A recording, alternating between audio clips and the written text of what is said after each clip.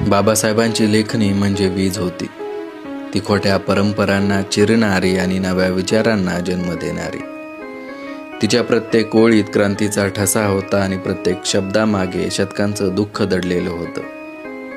ती लेखणी बोलत नव्हती, ती गरजत होती.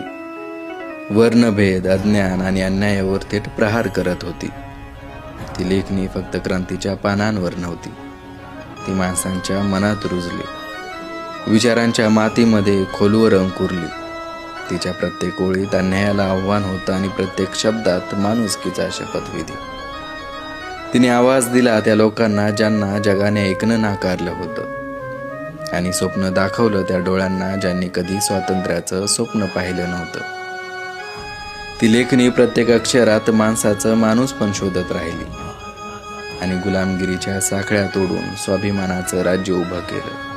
बाबासाहेबांची लेखणी म्हणजे शब्दांचं शस्त्र, ज्याने समाजाला गुलामीतून विचारांच्या स्वातंत्र्याकडे नेलं.